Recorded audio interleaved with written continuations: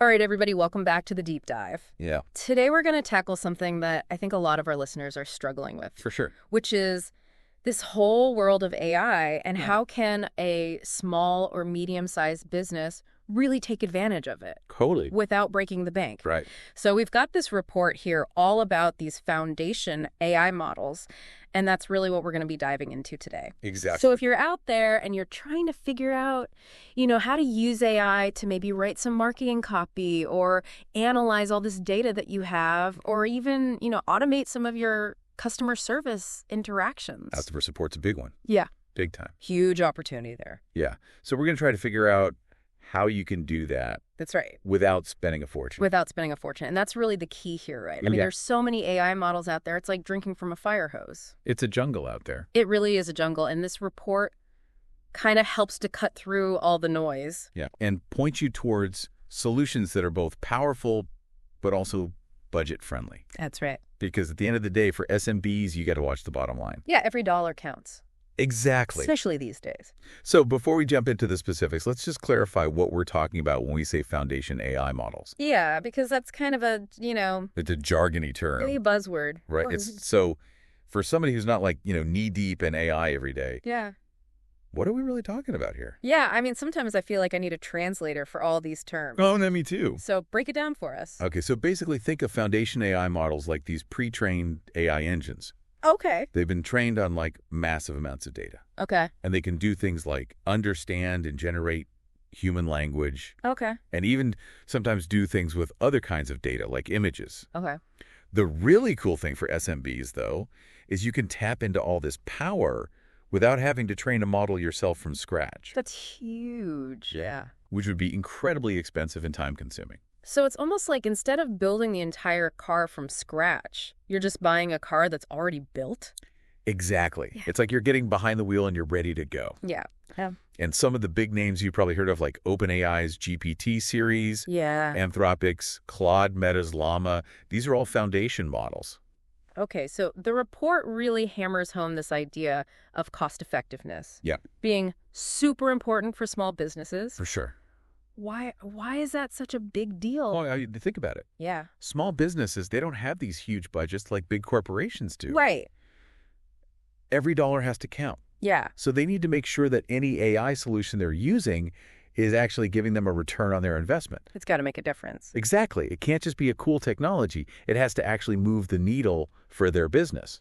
Okay, so you're not just throwing money at the problem, hoping it's going to solve it. No, it's got to be a strategic investment. Now, the report also talks a lot about these workflow automation platforms. Oh, yeah. Things like N8N Make and PipeDream. Right. What's their role in all of this? These platforms are super important because they basically act as connectors. Okay. So you can take all these different apps and services, including your AI models, Okay. and you can link them all together into these automated workflows. Interesting. And the great thing is a lot of them have no code or low code interfaces. Okay, so even if you're not a programmer, you can... Exactly. You don't have to be a coding whiz to use these platforms. Yeah, that's sure. They make it really user-friendly, and they take care of all the complicated technical stuff behind the scenes. So it's bringing AI to the masses. It really is democratizing AI. I like that. It's making it accessible to everyone. All right, so our mission here today Yeah. is to find the most cost-effective of these foundation AI models. Yes. Specifically when we're using platforms like N8N Make and PipeDream. That's right. So let's start talking about some of the models that are out there. Let's do it. And the big one everyone's talking about is OpenAI and the GPT series. For sure. So what's the deal with these models? Okay, so GPT stands for Generative Pre-trained Transformer. Okay. And they're basically really, really good at generating text. Okay. Like they can write marketing copy, they can power chatbots, they can summarize information, Okay. and they're pretty accurate too. Wow. Plus, because they're so popular, there's a ton of resources and support available. So you're not kind of out there on your own. Exactly. There's a whole community around GPT. But the report does mention cost being a factor. Yeah, that's the trade-off. Especially with the more advanced models. Right, the basic models like GPT 3.5, they're pretty affordable. Okay. But when you get into the more powerful ones like GPT-4 or GPT-4o, the price per token goes up quite a bit. Okay, and remind me what a token is again? So a token is basically like a chunk of text. Okay. It could be a word, it could be part of a word, it could be a punctuation mark. Got it. And the AI models, they charge you based on how many tokens you use. So the more tokens you use, the more it costs. Okay. So you got to watch your token usage. You got to be mindful of it. All right. So another big player is Anthropic with their Claude models. Right. Tell me about those. So Anthropic really focuses on safety and reliability with their Claude models. Okay. They're known for being good at complex reasoning tasks. Okay. And they can handle super long documents. Oh, wow. Like you could feed it like a whole research paper or a legal contract. Okay. And it wouldn't break a sweat. Okay, so this would be good for, a lawyer or... Yeah, lawyers, researchers. Yeah. Anyone dealing with a lot of text. Okay. And they have different versions of Claude, too. Oh, okay. Like Opus is their most powerful model. Yeah. Sonnet is a bit faster. And then Haikus is all about speed and efficiency. So you can kind of pick and choose based on what you need. Exactly. You don't always need the biggest, baddest model. Right. Sometimes you just need something quick and simple. Now, what about Meta's Llama models? Llama. The report says they're open source. That's a big deal. What does that mean for our listeners? Open source means that the code for the model is freely available. Oh, So you don't have to pay any licensing fees to use it. So you can just download it and go? Pretty much. Yeah. Wow. It's a big cost saving, especially for smaller businesses. But there's always a but, right? Well, you do need to have the infrastructure to run the model. Okay. So that might mean having your own servers or using cloud computing. Which could cost money. Exactly. Yeah. And you might need some technical expertise to set it all up. So it's not just plug and play. Not always, but if you have some technical chops, it can be a very cost-effective option. Okay, so the model itself might be free, but there's other costs involved. Right, you got to factor those in. Now there's this up-and-coming company, Mistral AI. Yeah, they're making waves. What are they all about? Mistral is all about high performance and efficiency. Okay. Their models are designed to be really powerful, Okay. but they also try to keep the computational requirements low. Okay. So you don't need a supercomputer to run them. Gotcha. And their pricing is really competitive. Okay. Plus, they have a free tier. Oh, that's always good. Yeah, so you can try out their models without spending a dime. Awesome. So what about some of the other models out there, like Google's BERT, Amazon Nova, Google Gemini? Right, so BERT is really good at understanding language. Okay. Like if you want to analyze sentiment in customer reviews or Right. do question answering, BERT is great for that. Okay. Amazon Nova is a good option if you're already using AWS Makes sense. because it integrates really well with their other services. Okay. And then Google Gemini is really interesting because it's multimodal, Right. meaning it can handle text, images, and video all in one. Wow. So that's kind of like the next generation. It is. It's a glimpse into the future of AI. So with all these models using different pricing models, how do we compare them? Yeah, that's a tricky... The report focuses a lot on per token pricing, Right. which sounds a little complicated. It's not as bad as it sounds. So break it down for me. Basically, a token is like a piece of a word. Like, think of it as a syllable, but in computer code. Okay. So when you send text to the AI, that's input. And then when it sends you back a response, that's output. Okay. And they charge you based on how many tokens are used in both the input and output. So the more you chat with the AI, the more it costs. Exactly. Okay, so let's look at some real numbers. Let's do it. The report gives us some examples from late 2024. Okay. So OpenAI's O1 preview, which was a pretty advanced model, Yeah. was $15 per million tokens for input and $60 per million tokens for output. That's pretty steep. Yeah, but their newer model, GPT-4o, is only $250 for input and $10 for output. So a big price drop. Yeah, big time. That just shows how quickly things are changing in the AI world. Yeah. Prices are coming down and the technology is getting better. So what about Anthropic's Claude models? So their Claude 3.5 Sonnet model was $3 for input and $15 for output. Okay. And then their Claude 3 Opus, which is their most powerful model. Was $15 for input and $75 for output. Okay, so again, a big difference. Yeah, Opus is really for those who need the absolute best performance. Now, Mistral Small was only 20 cents for input and 60 cents for output. That's incredibly affordable. Yeah. And Mistral Large was $2 for input and $6 for output. So those are looking pretty good. They are. Mistral is really trying to make AI accessible to everyone. Now, beyond just the per token price, the report mentions subscription plans. Right. So what's the deal with those? So some companies offer subscription plans where you pay a monthly fee, Okay. and then you can use the AI as much as you want within certain limits. Okay, so it's like a buffet. Exactly. You pay one price, and you can eat all you can. So that could be good for businesses that are using AI a lot. For sure, it can be more predictable and sometimes even cheaper in the long run. Now, what about these free tiers that some companies offer? Free tiers are awesome. Yeah. They're a great way to try out an AI model before you commit to paying anything. So you can kind of dip your toes in the water. Exactly, and see if it's a good fit for your needs. Okay. Mistral AI has a free tier on their platform called La Platform, Okay. and it's a great way to get started with their models. So you can play around with it. Experiment and see what you can do. Now, the report also mentions all these other pricing factors. Yeah, there are a lot of nuances to AI pricing. Things like fine-tuning costs, variations based on model size, the impact of the context window, even discounts. Right.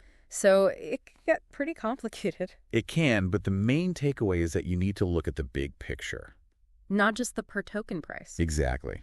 Okay, so let's talk about how all this stuff is actually used in the real world. Yeah, let's get practical. So what are some typical use cases for AI in a small business? Content creation is a big one. Like what kind of content? Marketing, copy, blog posts, product descriptions, email campaigns, you name it. Wow, so AI can rate all that stuff. It can, and it can do it pretty well. Interesting. And that means you can scale your content production without having to hire a bunch of writers, That's huge. Yeah. especially for small businesses that might not have a big marketing budget. So what about data analysis? AI is great at analyzing data too, Okay. especially unstructured data like customer feedback, social media comments, things like that. So it can help you make sense of all that stuff. Exactly. It can identify trends, summarize key insights, and help you make better decisions. Okay. And that can lead to more sales, better customer satisfaction, all sorts of good things. Now, customer service seems like a natural fit for AI. Oh, absolutely. Especially with chatbots. Right. You can have an AI-powered chatbot on your website that can answer customer questions 24/7. Wow. So you don't need to have a human there all the time. Exactly. That frees up your human agents to focus on more complex issues. And saves you money. Big time. Now, beyond customer service, what about internal processes? AI can help automate those too. Like what kind of things? Things like processing invoices, scheduling meetings, sending notifications, even extracting data from emails. Wow. So all those boring, repetitive tasks. Exactly. What AI about- can take care of all that stuff. Freeing up your employees to do more important things. Exactly. So what about image and video processing? That's a bit more specialized, but it's becoming more and more relevant. For what kind of businesses? E-commerce companies, Right. media companies, anyone working with a lot of visual content. Okay, so AI can help them do things like tagging images, moderating content, analyzing videos. Exactly, and that can save them a lot of time and money. So with all these different use cases, how do we know which model is best for each one? Right, so it depends on the specific task and the level of performance you need. Okay. For example, for content creation, GPT and Claude are generally good options. Hmm. Mistral is a strong contender too. And llama. Llama can be great, but it might require some fine-tuning, which takes a bit more technical expertise. Okay. For data analysis, GPT-4 and Claude 3 Opus are great for complex tasks. But if you just need basic analysis, GPT 3.5, Turbo Claude 3, Haiku, or Sonnet, or even Mistral Small can work well. And what about chatbots? GPT Claude and Mistral are all commonly used for chatbots. Okay. The choice really depends on how sophisticated your chatbot needs to be. Makes sense. And of course, your budget. And for workflow automation. If the task involves language like processing emails or writing reports, then the LLMs from OpenAI, Anthropic, and Mistral are good choices. Okay. But for simpler tasks, you might be better off just using the built-in automation features of the platform. Good point. And for image and video processing, GPT-4 Claude 3 and Amazon Nova are some options. Okay. But if you have specific image-related tasks, there might be even more specialized models that are better suited. Now, beyond just the model itself, we need to think about how it integrates with our workflow automation platform. Right, integration is key. So what's the situation with these different models? Well, OpenAI has really good integration support across all the major platforms. Like N8N Make and Pipedream. Exactly. Yeah. They all have dedicated integrations for OpenAI, so it's pretty easy to connect your account. And what about Claude? Claude also has good integration support. Okay. It's usually pretty straightforward to connect Claude to your workflow. Now, what about Llama, since it's open source? Llama can be a bit trickier Okay. because there aren't always official integrations, Right. but there are usually community-developed options, or you can connect through platforms that host Llama models like Together AI or Replicate. Yeah. It might require a little more technical know-how, Okay. but it's definitely doable. And what about Mistral? Mistral is getting better and better integration support all the time. Okay. You'll find dedicated integrations in some cases, but even if there isn't one, you can usually connect using a generic HTTP request. So there's usually a way to make it work. Exactly. Now, what about BERT and Amazon Nova? BERT might not have as many direct integrations for generative tasks. Okay. A lot of the platforms have similar NLP capabilities built in. And for Amazon Nova, you can usually connect through the AWS integrations. Makes sense. So bottom line is you need to do your research and make sure the model you choose integrates well with the platform you're using. Good advice. Yeah, integration can be a real headache if you're not careful. Okay, so let's talk about the bottom line. The money. Yeah. How do these models compare in terms of cost effectiveness? All right, so the report has some really interesting hypothetical scenarios. Okay. In the first scenario, they looked at generating 10 blog posts per month, each about 500 words. Okay. And they found that models like GPT-4o, Mini Claude 3, Haiku Mistral Small, and Llama 3 were way more cost-effective than GPT 3.5 Turbo. Wow, okay. In the second scenario, they looked at a customer service chatbot handling about 100 interactions per day. Okay. And again, the lower-cost models like GPT-4o, Mini Claude 3, Haiku Mistral Small, and Llama 3 were much cheaper. Okay. And in the third scenario, they looked at analyzing 500 customer reviews per month. Okay. And once again, those same lower-cost models came out on top. So it sounds like for a lot of common tasks, those lower cost models are a really good option. They are, and it makes sense because they're designed to be efficient and affordable. Now, the report reminds us that we need to factor in the efficiency gains from automation itself. Right. It's not just about the cost of the model. It's about how much time and money you're saving by automating these processes. Exactly. If you can automate a task that used to take an employee hours to do, Yeah. that's a huge cost saving. Plus, you can have things running 24/7. Right. A chatbot can answer customer questions even when your human agents are asleep. So it's a win-win. It can be. Yeah. But you still got to be smart about which model you choose. Right. The cheapest model might not always be the best. Exactly. You got to find the right balance between cost and performance. Okay, so the report also has some case studies in comparison. Yeah, some real-world examples. Like they talk about a recipe recommendation chatbot using Mistral in N8N. Oh, yeah, that's a cool one. They also mention N8N workflows for enriching leads in Pipedrive and sending Slack alerts. Useful stuff. And make workflows for posting blog content to social media with ChatGPT and summarizing emails with Claude. Right, and these examples show that you can do all sorts of amazing things with these tools. Yeah, it's really inspiring. It is, and it's all about finding the right model for the job. And they also talk about a case study where a company saved a ton of money by using N8N for processes that used to be done in Bubble. That's a great example of how workflow automation can really pay off. Yeah, it can streamline your operations and save you a lot of headaches. For sure. Okay, so after this deep dive into all these models and platforms, what are the key takeaways for our listeners? All right, so if you're looking for the most cost-effective options, Mistral Small and the smaller Llama 3 variants are great places to start. Okay. They're really good for a lot of common SMB tasks. Now, what if you need a bit more power? Then you might want to look at GPT 3.5 Turbo or Claude 3 Haiku or Sonnet. Okay. They offer a good balance of performance and cost. And if you're all in on AWS? Then check out Amazon Nova. Okay. It might be a good fit for your needs. So before you jump in and start using AI, what should people keep in mind? First of all, think carefully about what you want to automate and how much you're going to be using it. Okay. Then take advantage of those free tiers and trial periods to test out different models. Good advice. Yeah, see how they perform in your own context. Okay. And keep an eye on your token usage. Try to optimize your prompts to keep costs down. That's important. Yeah, and remember, the AI world is constantly changing, so stay up to date on the latest pricing and models. So it's a journey, not a destination. Exactly. It's an ongoing process of learning and adapting. Well, this has been a fantastic deep dive. I agree. Really appreciate you sharing all your insights. My pleasure. So for all of you listening out there, what's one process in your business that you could automate right now? Yeah, what could you hand off to AI? And which of these models would be the best fit for you? Those are the questions to ask yourself. Think about it, and we'll see you next time on The Deep Dive. See you later.